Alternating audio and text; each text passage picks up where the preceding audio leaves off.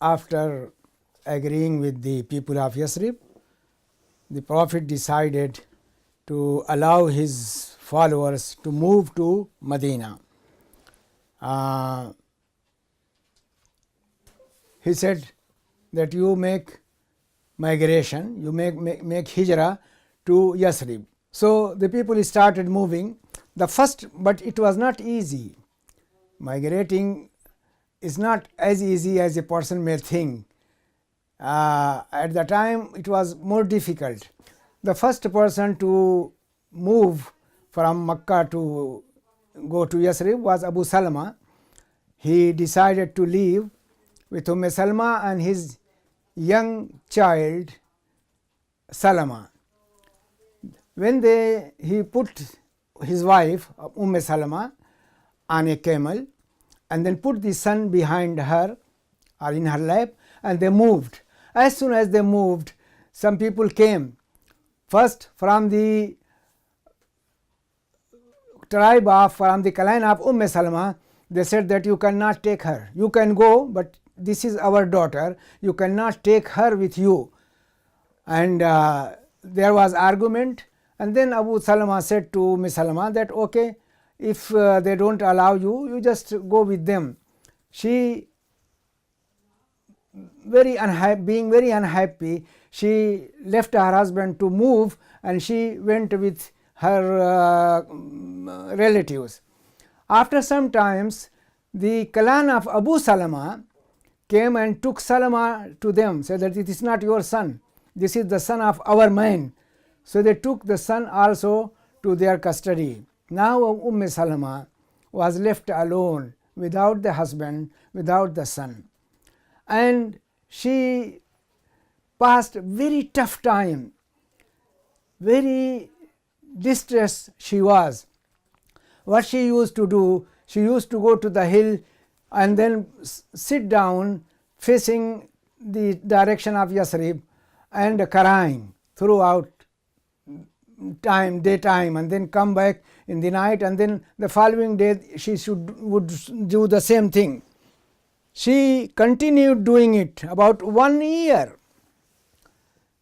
Then a man had pity on her, and then went to the people and said that why you are torturing this woman? Let her go to meet her husband and let the son be released. So some of them, of course, having pity on her as well, and they realized that what they were doing was not human, not good, not kind. So they agreed that she can go and meet her husband. That bold lady, she started her journey alone with her son. Remember, Medina is about 250 miles, about 400 kilometers from Makkah. But now the lady wanted to go and join her husband. On the way, after a very short period, she was met by a man called Usman ibn Talha, who was not a believer yet. But he decided to give help to the lady, and then said that I will accompany you until you meet your husband. So he took her and went with her until she met in Quba. She met Abu Salma in Quba. So it was not easy. This is how the people suffered. And Quraysh started thinking about it and started trying to stop people from migration. They created every obstacle in their way. A man called Suhaib ibn Sinan al-Rumi, who was captured by some Arabs, he belonged to Greek family and stayed in Makkah. When he came to migrate, they said, look, when you came here you were a beggar, you had nothing, all that thing you own today, they were earned in this city of ours, so you cannot take anything of that with you. So they stripped him of all his possessions, and then only then they let him go. Another very moving or very sad example is case of Ayyash ibn Abi Rabi'a. he was half brother of Abu Jahl. He managed to move and reach Yathrib. Then Abu Jahl, immediately after he arrived in Yathrib, Abu Jahl and Abu Jahl and his brother Haris, Abu Jahl and his brother Al Haris, they went to Yathrib and told Ayyash that your mother is very ill and she has vowed that she will not sleep, she will not eat, she cannot do anything until she sees you. Umar bin Khattab told Ayyash that, look, it is a trick. They are trying to take you from here and then they will treat you the way the Muslims are treated in Makkah. But they persisted, Abu Jahl and his brother persisted on Ayyash, and Ayyash, thinking of his mother, he decided to go back. As soon as they left Yathrib, they tied his hand and then put him on the mount, and they went to Makkah. And they took him around the city and told the people that, look, this is what these people should be treated, this is the way the people should be treated. It should be an example to stop people from moving to Yathrib. The people should learn how to deal with these fools. This is what Abu Jahl used to announce. Anyhow, this is what they did. Now the case of Yathrib, why it was chosen, the Prophet ﷺ was shown in dream, and he told his people that Allah has chosen a place where you can go and live in peace. That is a land of palm tree, date palm tree between two mountains. So clearly it was an indication of Yathrib that this is what Allah has chosen them to go and live in peace there. So anyhow they moved and went there. Abu Bakr and Ali, then again many people moved, many people left Makkah for Medina. Some of course secretly, and the one who were very bold, they announced and they left. It is said that Umar announced in Makkah that I am leaving. If anyone wants to interrupt me, to stop me, should meet me outside those mountains. Nobody of course could dare. So a good number of people moved to Medina. And then after that Abu Bakr also wanted to move, but the Prophet ﷺ asked him to stay behind. He said that, well, I hope that Allah subhanahu wa ta'ala will also grant me permission to move, so we go together. So Ali and Abu Bakr, only these were two senior people, senior Muslims who remained in Makkah. Most of the people left for Medina. Now Quraysh felt very much frustrated, very much disappointed.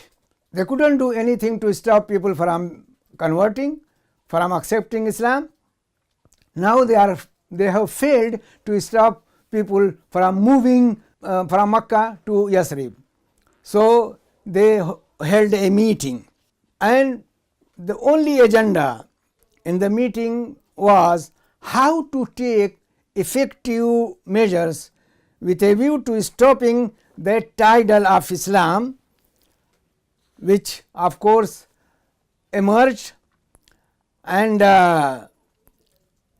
stop people from being Muslim and from moving to Yathrib.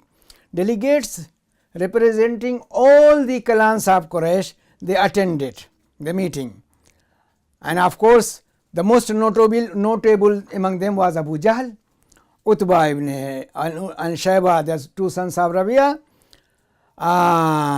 Jubair ibn Mut'im and Umayyah bin Khalaf.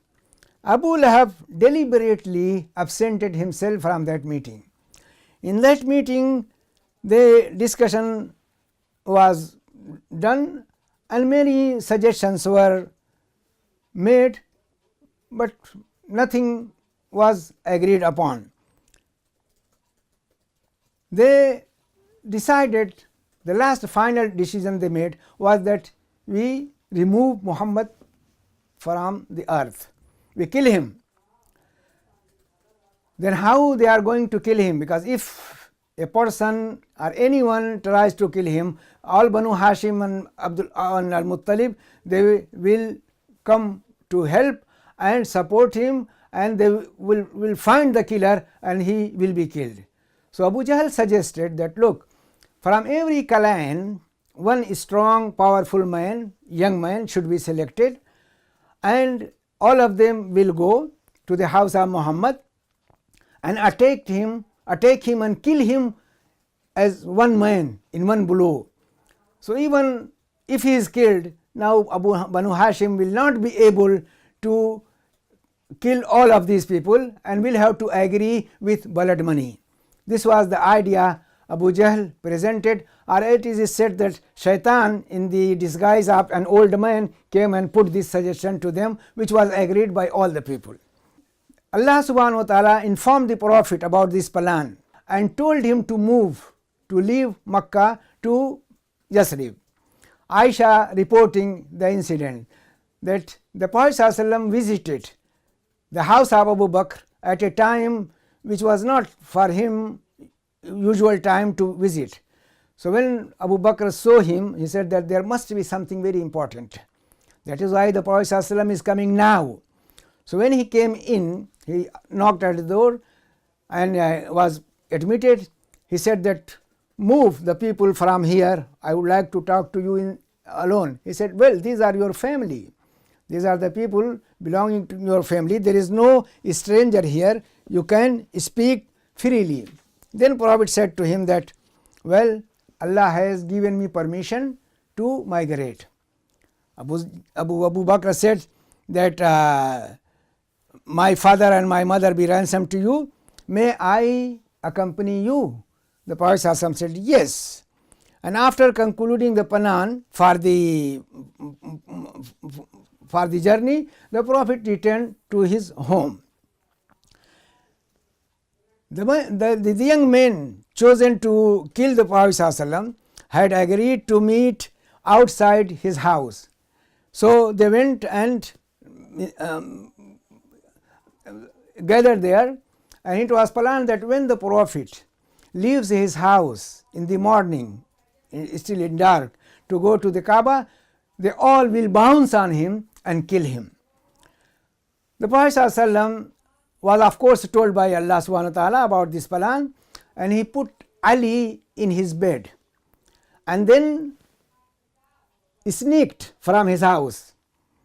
You find a lot of story concerning this, that he did that, he read Yasin, verses from Surah Yasin. We don't need. The young people awaiting for him, they could not notice coming out the Prophet ﷺ from his house and moving to the house of Abu Bakr. They did not notice. It happens many a time that, and mainly when there are some people, they will be engaged in gossiping, in talking, and may not notice what is going just next to them. So this is what happened. We don't need to bring always Allah subhanahu wa ta'ala in the actions of the Prophet or in any action done by his community. The Prophet ﷺ came out and just passed them.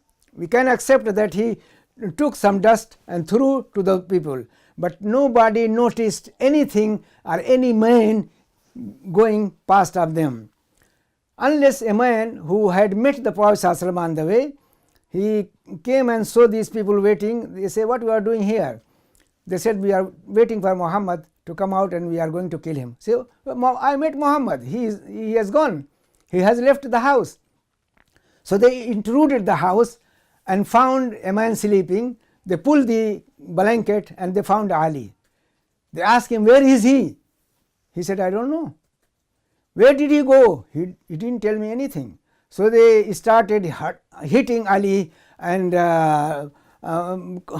torturing him, but he said, I really don't know where he has gone. And it was true. He didn't know where the Prophet has gone.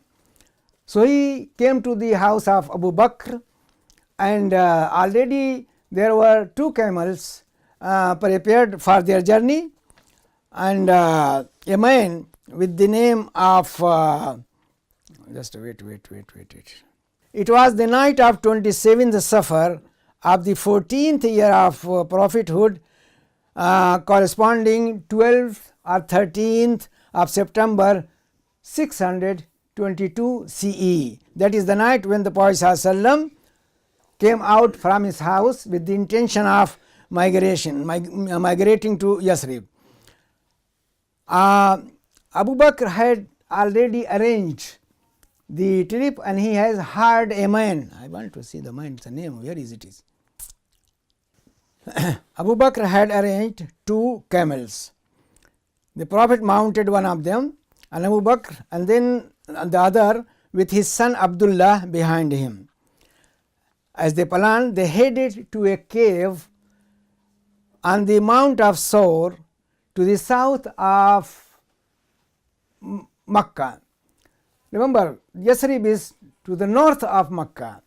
So the Prophet headed to south, because he knew that immediately, as soon as it is known that he has gone, search parties will be sent to every direction on the way to Yathrib. So he chose the opposite way. He went to the Mount Seerah and hid there in the cave. While they were leaving Makkah, the Prophet looked back at the city and said, "By Allah, of all Allah's earth, you are the dearest place to me, and the dearest to Allah as well. Had not my people driven me out from you, I would not have left." And the man who was hired by Abu Bakr his name is Amir ibn Furayha. They had already hired a man who will take them to Yathrib from unusual way. And they also made good arrangement that Abdullah ibn Abu Bakr, he will stay in the night with his father and the Prophet. In the morning he will come to Makkah and mix with the people and listen to what was going on, what they are planning, and then go in the night and inform the Prophet about it. Another person who was grazing the goats and cattle of Abu Bakr, he used to come and then pass his goats, pass his camels on that route which was taken by Abdullah bin Abu Bakr. So it will erase any trace of some people moving or going, walking on that way. They stayed for 3 nights in Ghar Seerah. Fine. They stayed for 3 nights there, and of course search parties are going around on all the way to Yathrib's route. Accidentally, one group came to this way and went to the mountain of Seerah, and they stood on the mouth of the cave in which the Prophet and his companion was hiding. Abu Bakr was terrified. He was very much scared. He said secretly to the Prophet that if one of them looks at his foot, he will be able to see us. The Prophet's reply was full of confidence and trust in Allah subhanahu wa ta'ala that, Abu Bakr, what do you think about 2 people where a third person is there, which is Allah? That we are not only 2, we are 3, and the third one is Allah, and He is going to give us protection. And it so happened that they looked around, nobody bothered to look in, and they left. Now here again you find a lot of stories made that Allah arranged a spider to put his web on the mouth of the cave, and a pigeon came and laid eggs. If this thing had happened, the researcher, the party of search must have looked something strange thing, and they would have found. But nothing of this was required. Allah was there. Allah is the one who can protect His creature, His people, His follower, His believer. So Allah protected them. This story is mentioned in Qur'an. That says that if you do not help him, Allah helped him. ثَانِيَ اثْنَيْنِ إِذْ هُمَا فِي الْغَارِ. The two of two, the second of two, they were in ghar, in cave. إِذْ يَقُولُ لِصَاحِبِهِ لَا تَحْزَنْ إِنَّ اللَّهَ مَعَنَا. Don't grieve, don't be sad, Allah is with us. So Allah was with them and Allah protected them. So they stayed for 3 nights in that cave, and Abu Bakr had also arranged to hire a man called Abdullah ibn Urayqit, who was not a Muslim yet, but he accepted to guide them to Yathrib. So of course Quraysh continued their frantic search for the Prophet ﷺ, and it brought no result. Abu Bakr has arranged to hire a man called Abdullah ibn Urayqit, who was not Muslim, but he was a man of the desert, you can say. He was the man of the desert. He knew all the ways going from one place to another. So he took them in a very unfamiliar way to Yathrib. Nobody could see. But then a man called Suraqah ibn Josham, he reported later on that he was sitting with some of his colleagues. So a man came that, well, I think I have seen 3 people moving toward Yathrib. They were on this way. Suraqah said that he immediately believed that they are the ones. But he said, no, they are not the one. I have seen them, some people who wanted to go, they are those people, not Muhammad and Abu Bakr. But secretly he knew in his heart that they are the one. And Quraysh has announced a reward of 100 camel for anyone who can bring Muhammad and Abu Bakr back to Makkah. So 100 camel at the time was a huge amount, a big money.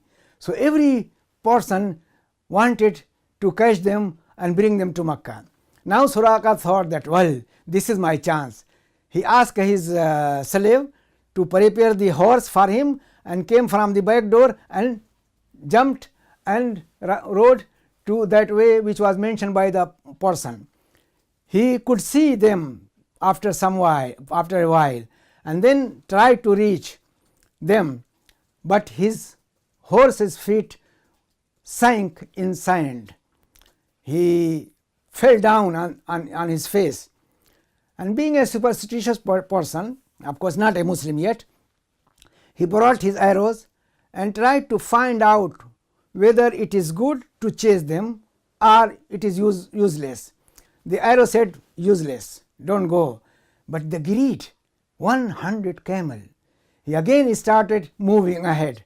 Again the horse fell down and he came on the ground. Then again he pulled the horse and came nearer to the Prophet and Abu Bakr. He reports that the Prophet didn't look left or right, but Abu Bakr was very much worried, very much concerned, looking right and left. And he saw Suraqah and told the Prophet ﷺ that Suraqah is coming and he has seen us. The Prophet did not do anything, ignored him completely.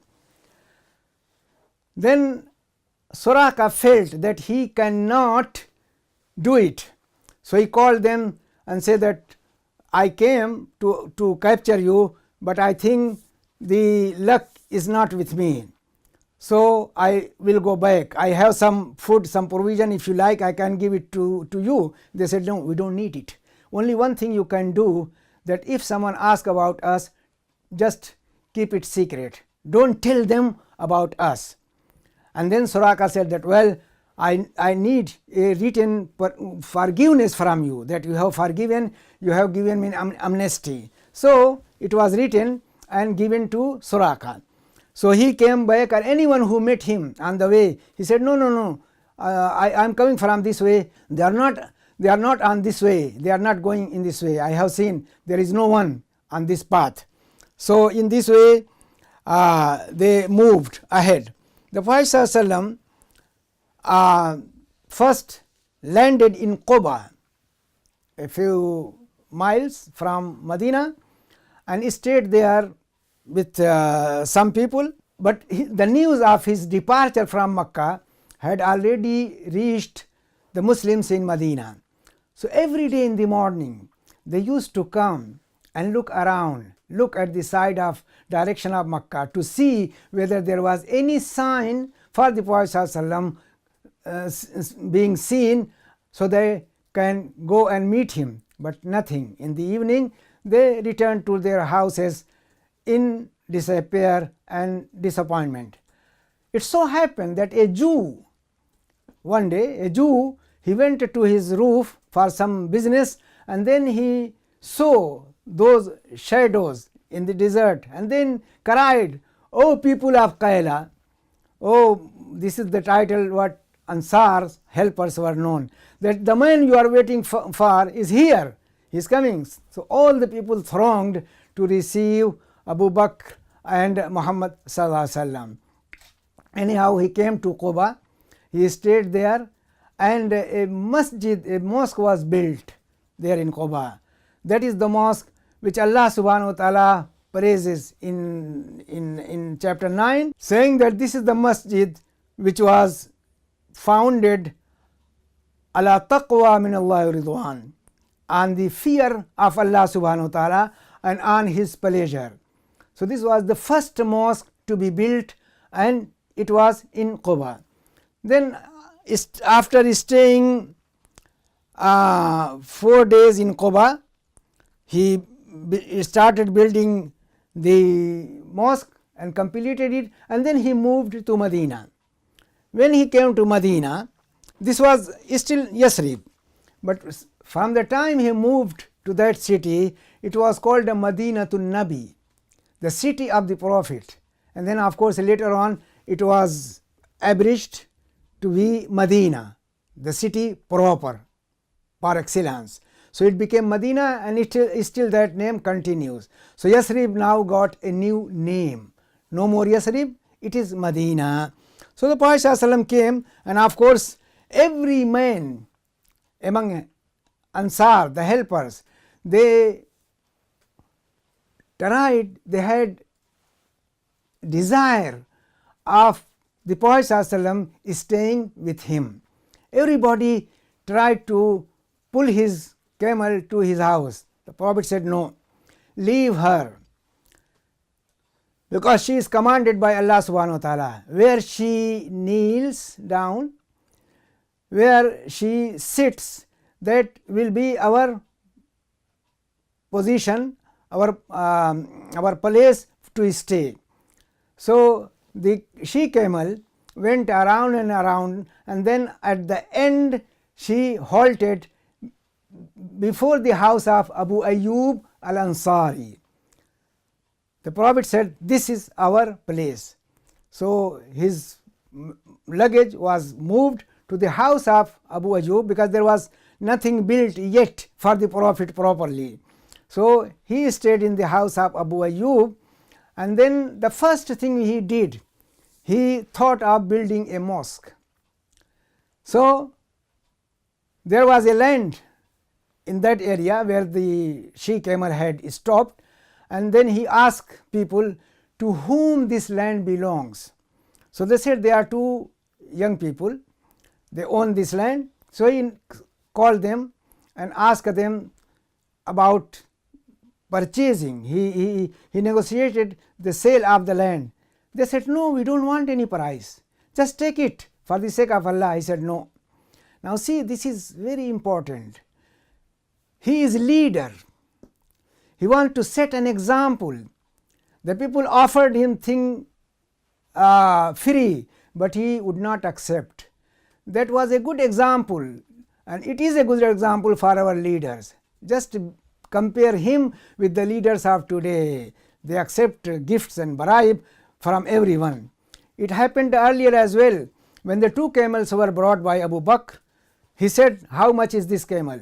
Abu Bakr said, "No, Messenger of Allah, this is for you, a gift from me." He said, "No, tell me the price, only then I will take it." And he had to tell the price and accept the money which the Prophet ﷺ offered.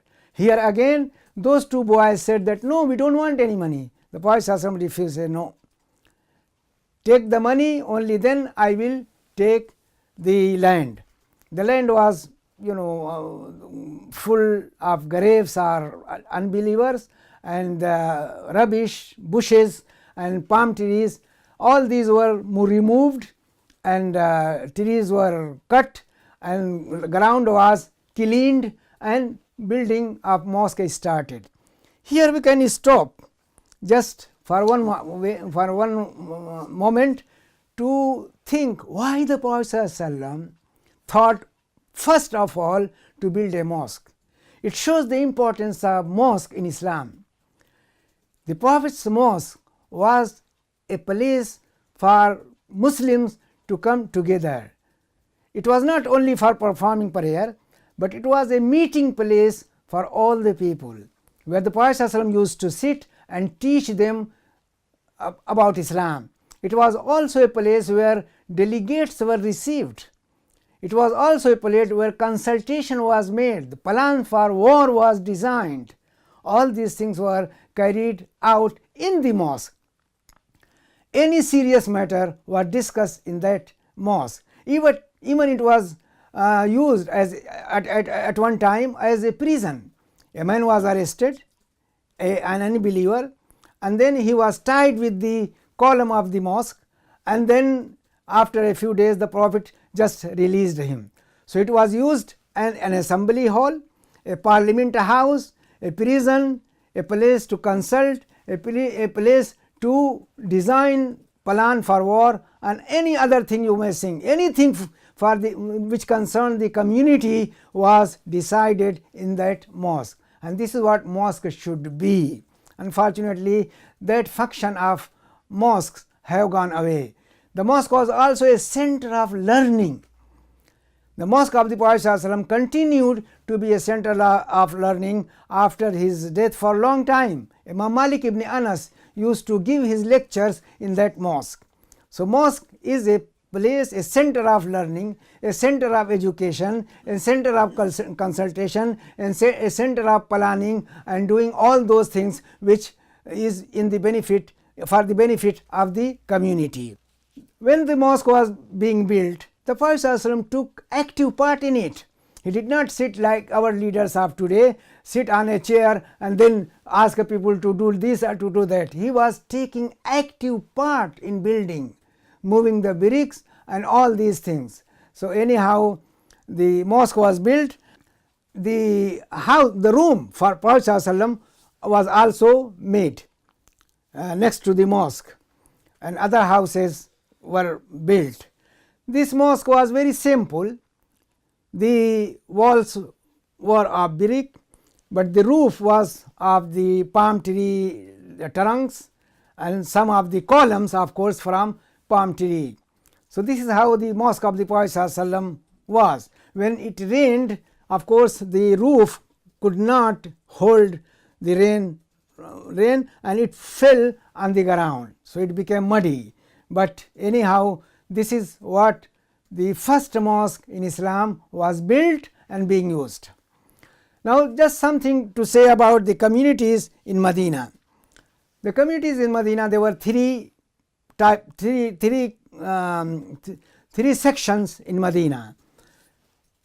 The tribe of Aus, then tribe of Khazraj, then three clans of Jews, Banu Qaynuqa, Banu Nadir and Banu Qurayza. They were living all together in that city.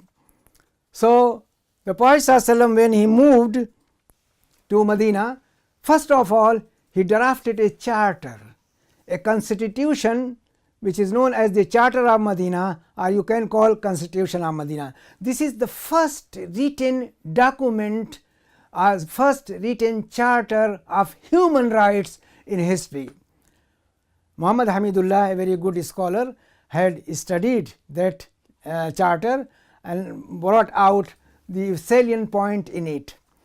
The charter dictated that all the people who are living in this city, Medina now, Yathrib earlier, they are citizens of this place.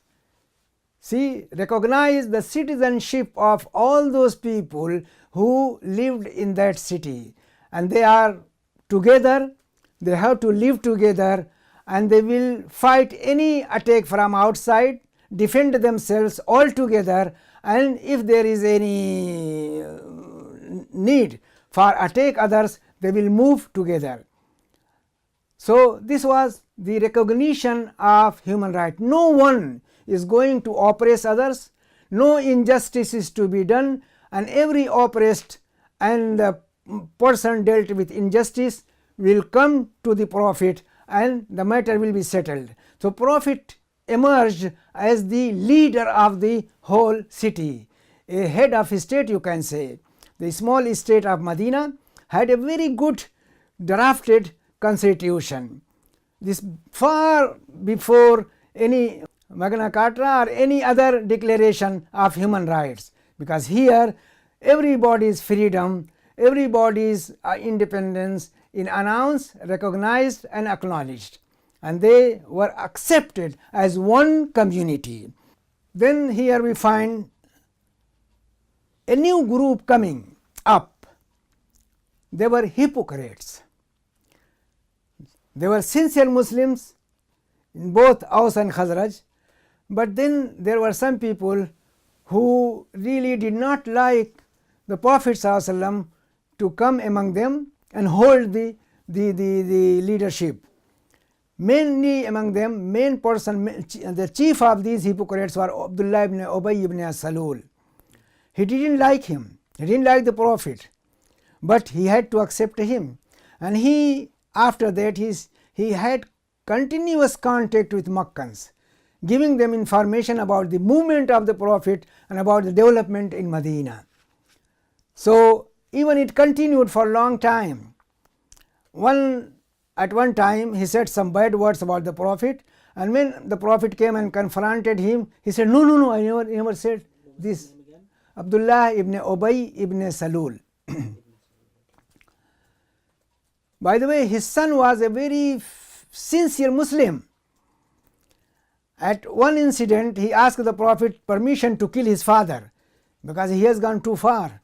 Let him remove him from earth because he is talking about you in such a bad way. But Prophet said, no, don't do it.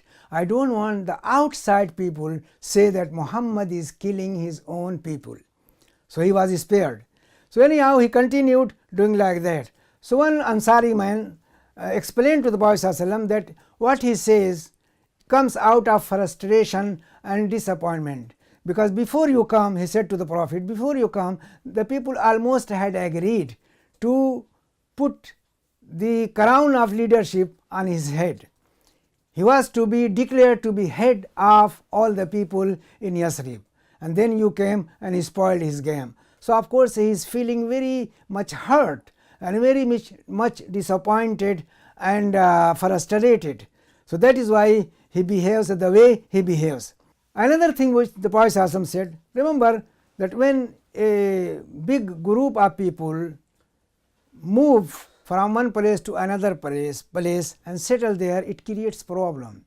The problem of asylum is a burning problem today in our society. When a community moves from one place to another, the host community of course had to welcome them, but the people don't like, and to provide them with their shelter, with their food is a big problem. There is an agency, United Nations, to help the asylum seekers. Now remember, Medina is a small town with limited sources. Now all of a sudden, so many hundreds people from Makkah landed in it. How it is going to cope with this influx of immigrants? The Prophet ﷺ made a very wise and very practical suggestion. He created bond of brotherhood between an immigrant and a helper. It is called muwakhat, the bond of brotherhood between two people. So of course he invited people to choose, or he selected 1 to 1 or even 2 to 1 and they were called helper. Now they are Ansar, helpers, and these are Muhajirun, immigrants. The Ansar very wholeheartedly accepted this proposal, and they accommodated these immigrants, and they set very good example to be followed. A man to whom was given Abdul Rahman ibn Auf, he takes Abdul Rahman ibn Auf to his house and shows the corners of the house and says that this is my house. Yes, just you choose the best you like and accommodate yourself there. And I have 2 wives, just choose one, which one you like. I will divorce her and then you marry her. Abdul Rahman ibn Auf, being very faithful believer, he said, may Allah put barakah and bless your money, your wealth, your wives. I don't need them, just tell me where is the market. Remember, Quraysh were very good traders, very good businessmen. So the man took him to the market, and only after a very few days, Abdul Rahman became a wealthy man and married a woman from Ansar. So this is how it was. Today, if this kind of chance comes, immigrant of course would like to benefit much more than he is allowed. But Muhajirin did not do that. They were not selfish people. They have left their country, their land, their house, their family for the sake of Allah. And the same thing was with Ansar. Good example of sacrifice was presented by them. There is a case reported in hadith books that a man came as a guest to the Prophet ﷺ, and he asked his followers, the people sitting there, that who can host him for tonight. Nobody spoke, so a man from helpers said that I will take him to my house. He took him to his house and asked his wife whether there was some food to offer to the guest of the Prophet ﷺ. He said, wife said, no, we don't have anything, only the food of the children is there. He suggested that, okay, what you do, just make the children go to bed without food, and we sit together as though we are going to share the food, and then you go to mend the candle and then put it out. So it will be dark, and then we will be moving our hand and our guest will eat his fill. So this is what they did. They did not eat anything, and the guest, thinking that they are also sharing the food, he ate his fill. The following morning the man came to the Prophet ﷺ. So the Prophet ﷺ laughed and said that Allah was very pleased with your act, what you did to the guest. And ayah came in the Quran, وَالَّذِينَ وَيُؤْثِرُونَ عَلَىٰ أَنفُسِهِمْ وَلَوْ كَانَ بِهِمْ خَصَاصَةٌ. This is chapter 59. I mean, it is not a very long chapter, and it is about ayah number 8 or 9. That these are the people who prefer others over their own interest, even if they are in need. So you were in need, but you preferred your guest of the Prophet, and fed him and gave him shelter and took care of him. So this is how Ansar, the helpers, treated their Muhajir brothers. So it was another first example of cooperation, help, and providing the people in need with all that they need. So muakhat was a very good system. It continued for some time, and it was so strong bond between a muhajir and helper that if one of them dies, the other will inherit his property. You know, it is just like blood bond, blood relation. But anyhow, that did not continue for long.